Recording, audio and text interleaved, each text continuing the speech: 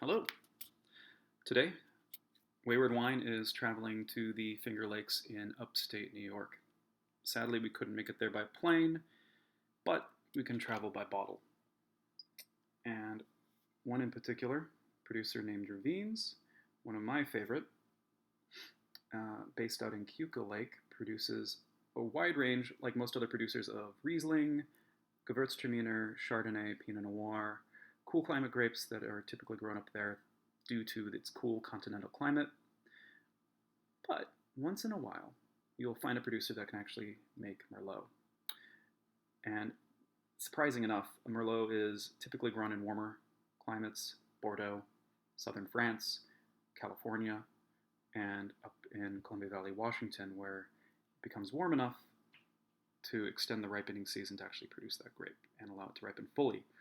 But in the Finger Lakes, in special spots such as the southeast bank of Seneca Lake, there are vineyards like this one, the Two Gorges Vineyard, that are warm enough and have a longer season in good vintages, like 2018, that can grow Merlot to ripeness. And that's thanks to the heat sink that the lake provides, basically absorbing all that lovely sun during the summertime and the daytime.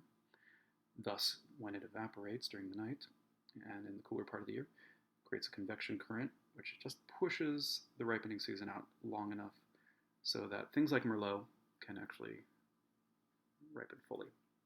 So let's see how they pulled it off.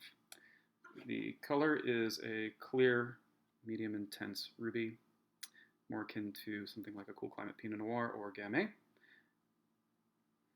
Aromatically, it's not very intense. It's very delicate. It's very finessed, actually. It's very filigreed. You can find notes of kind of young, tart, purple plum, raspberry, but typically more purple fruit here.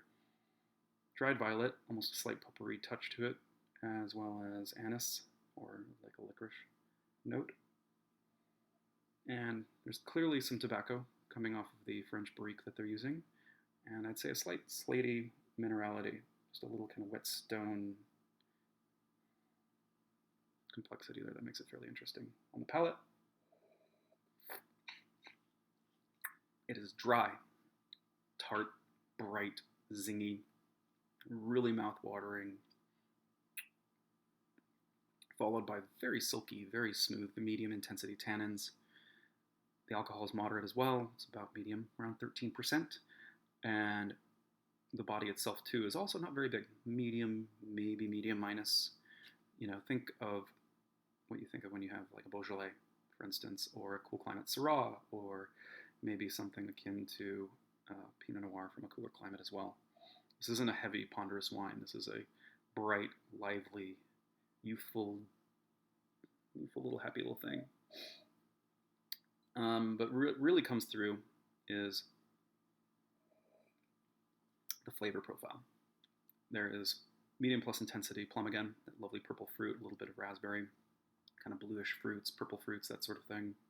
In addition to that touch of violet, that almost candied violet note. It's got a like slight sweetness. Even though it's dry, it tastes that kind of candied quality that Merlot can give off sometimes. In addition to the French oak, the tobacco toast, that's kind of there, but not overpowering. It's just like a slight dusting of it. And on top of that, the minerality really comes through and just kind of carries through along with the acidity for a medium plus length into a fairly pleasant, fairly mouth-watering finish that just begs for more. Really makes you want to have more of this or some food with it to make it work a little happier. I'd say things akin to bright young cheeses. You can do mozzarella, maybe buffalo mozzarella, or even feta cheese would be really nice with all that saltiness. I wouldn't go too strong in terms of flavors that would overpower this. It's a fairly delicate, elegant Merlot, which you don't usually think of when you think of Merlot. Usually you think of Merlot, you think this kind of like velvety, monstrous, round, sort of soft, plush little thing. This is just a bright and lively wine. This is, you would have as an aperitif, really, or something that you'd have before a meal. Maybe with a little charcuterie platter, some olives or something. Nothing too intense. Yeah, I would consider this more akin to a Beaujolais, more akin to, Pinot Noir that has a little bit more of that purple profile as opposed to the bright red fruit profile. Or cool climate Syrah, without all the spiciness, with all that pepper and everything else that happens with Syrah. But very pleasant, very enjoyable, a really good effort, really well balanced overall, and certainly a very good quality.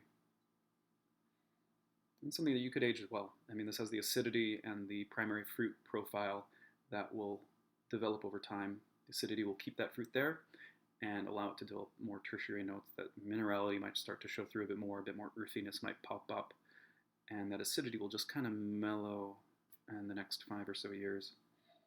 So yeah, overall, 2018 Merlot from the Finger Lakes of all places. Very good stuff.